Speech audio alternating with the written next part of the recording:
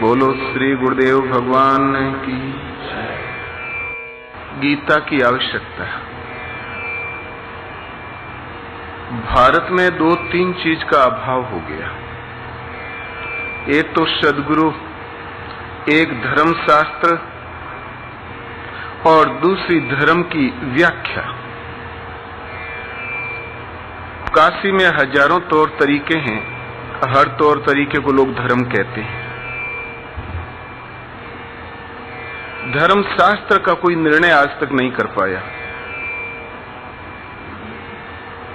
और एक समय पर ही भारतवासी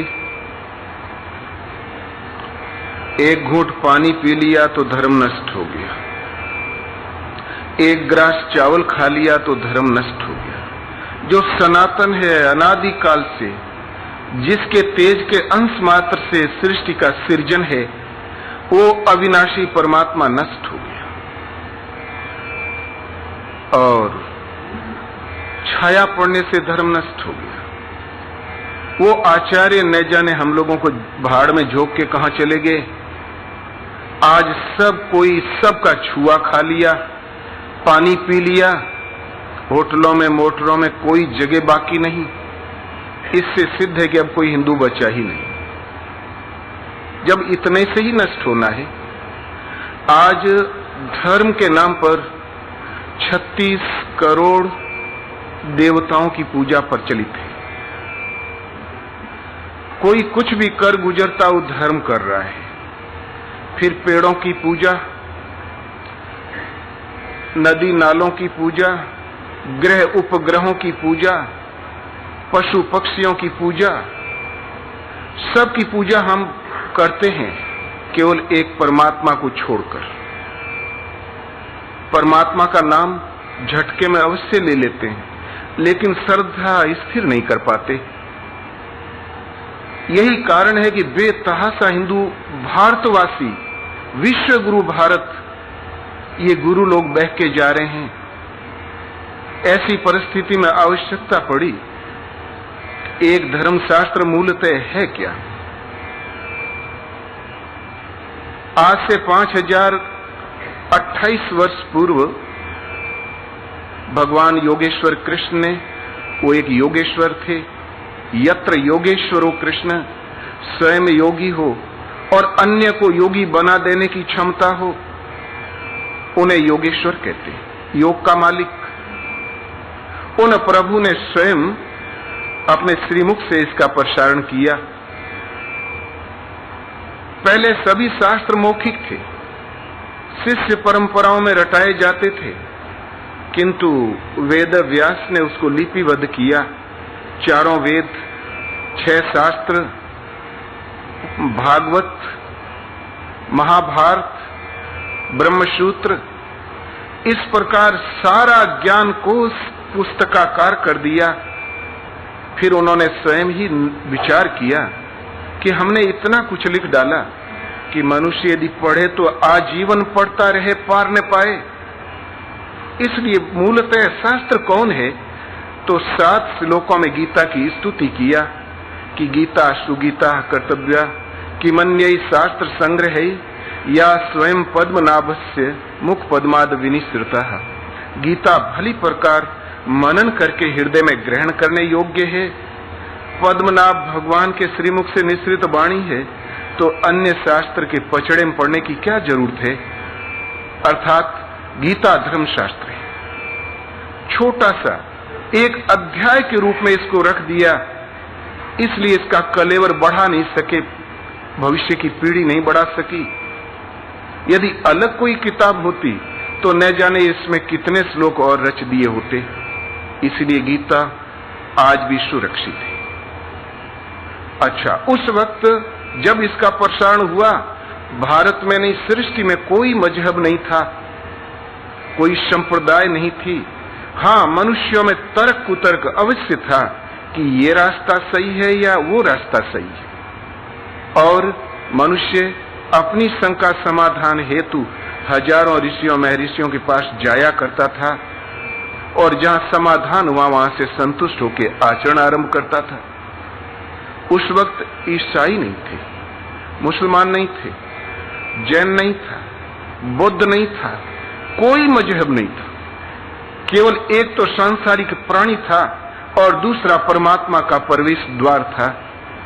गीता परमात्मा का प्रवेश द्वार है। इसलिए और कृष्ण ने कोई नई बात कही नहीं, उन्होंने वही कहा जो पूर्व महर्षियों ने कहा था कि ऋषि भीर बहुधा गीतम छंदे भीर विविधे पृथक ब्रह्म सूत्र पदेश चैव हेतु मद भीर विनिश्चिते। ऋषियों ने विविध प्रकार से गायन किया, ब्रह्म सूत्रों में प्रस्तुत किया। मैं उसी सत्य को कहने जा रहा हूं। भगवान होने के नाते कोई नया सत्य कहा हो ऐसी बात नहीं, कोई नया संशोधन नहीं किया। क्यों कि ईश्वर ने नया होता है न पुराना पड़ता है। भला नया कोई कहता है तो भूल करता है। पूर्व में होने वाले महापुरुषों ने इस गीता के ही उपदेशों का अनुगमन किया। जैसे गीता का यज्ञ, गीता का कर्म हर महापुरुष की वाणी पर है। लेकिन गीता का एक श्लोक बड़ा खुरापाती, चातुर्वर्ण्यम मया सृष्टम, इस श्लोक ने भारत में बहुत बड़ी दरारें डाली। 4 वर्ण आधा श्लोक तो पढ़ लिया कि मैंने संरचना की, लेकिन आधा नहीं पढ़ पाए कि गुण कर्म विभाक्षा।